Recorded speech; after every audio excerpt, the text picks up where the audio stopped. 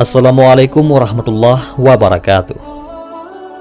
Dalam kitab I'anatul Talibin Bab Luqatah karya Abu Bakar bin Muhammad Syatta Adimyati, diceritakan sebuah kisah sahabat yang membuat Rasulullah SAW meneteskan air mata.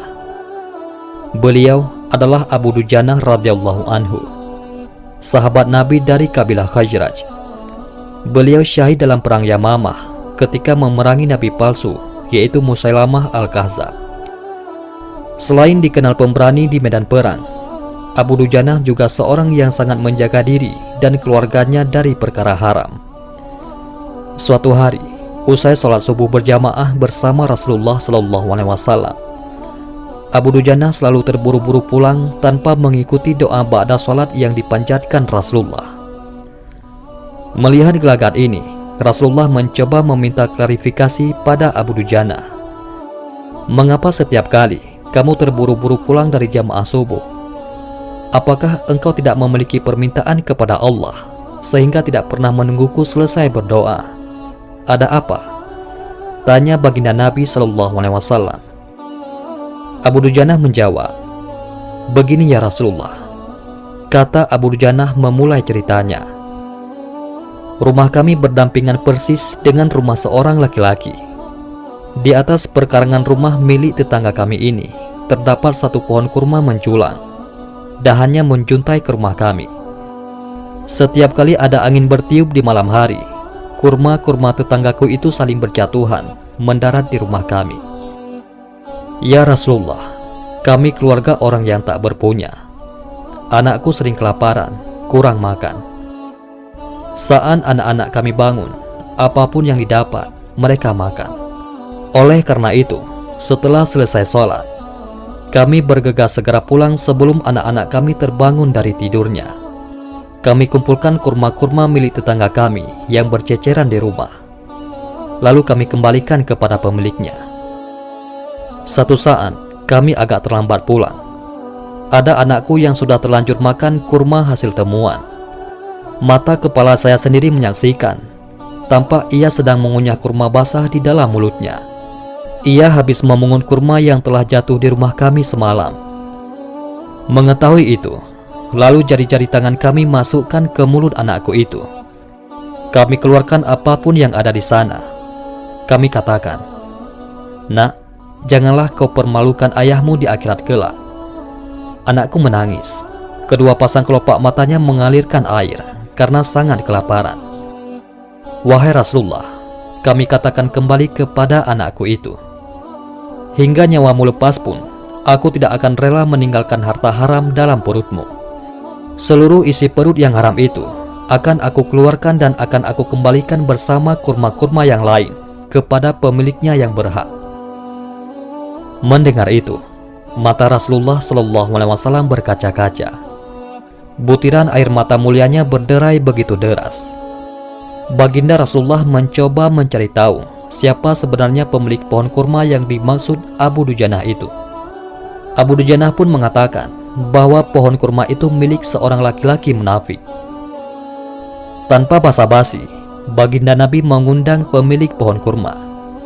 Rasulullah lalu mengatakan, "Bisakah tidak jika aku meminta kamu menjual pohon kurma yang kamu miliki itu? Aku akan membelinya dengan 10 kali lipat dari pohon kurma itu sendiri." Pohonnya terbuat dari batu zamrud berwarna biru, disirami dengan emas merah, tangkainya dari mutiara putih. Di situ tersedia bidadari yang cantik jelita sesuai dengan hitungan buah kurma yang ada. Kata Rasulullah menawarkan. Laki-laki munafik ini lantas menjawab dengan tegas, "Saya tak pernah berdagang dengan memakai sistem jatuh tempo. Saya tidak mau menjual apapun kecuali dengan uang kontan dan tidak pakai janji kapan-kapan." Tiba-tiba sahabat setia, yaitu Abu Bakar As-Siddiq radhiyallahu anhu datang. Lantas berkata, "Ya sudah, aku beli dengan 10 kali lipat dari tumbuhan kurma milik si Fulan, yaitu salah satu yang varietasnya tidak ada di kota ini. Lebih bagus jenisnya." Si munafik pun kegirangan sambil berujar, "Ya sudah, aku jual." Abu Bakar menyahut, "Bagus, aku beli." Setelah sepakat, Abu Bakar langsung menyerahkan pohon kurma itu kepada Abu Dujana. Rasulullah SAW kemudian bersabda, "Wahai Abu Bakar, aku yang menanggung gantinya untukmu." Mendengar sabda Nabi itu, Abu Bakar bergembira bukan main. Begitu pula Abu Dujana. Sedangkan si munafik berjalan mendatangi istrinya, lalu mengisahkan kisah yang baru saja ia alami. "Aku telah mendapat untung banyak hari ini. Aku dapat 10 pohon kurma yang lebih bagus.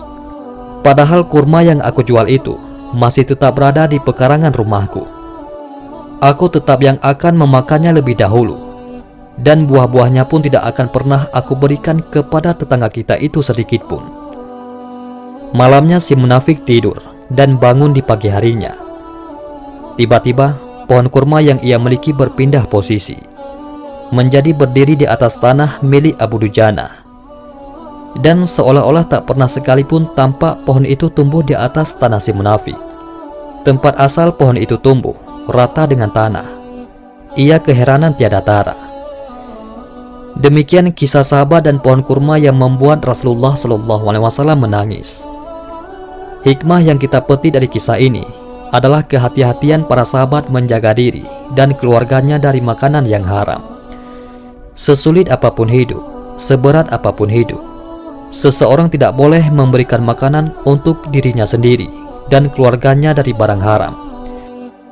Setiap kebaikan akan dilipat gandakan pahalanya oleh Allah Subhanahu wa Ta'ala 10 kali lipat, sebagaimana janji baginda Nabi Muhammad SAW.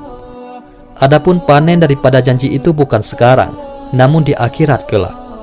Karena dunia ini adalah daruz zar'i, ataupun tempat bercocok tanam, bukan darul hasad, yaitu tempat memanen. Kemudian pohon kurma yang berpindah posisi itu adalah salah satu mukjizat baginda Nabi Muhammad SAW yang langsung dirasakan oleh sahabat Abu Dujana radhiyallahu anhu. Wallahu a'lam bishawab.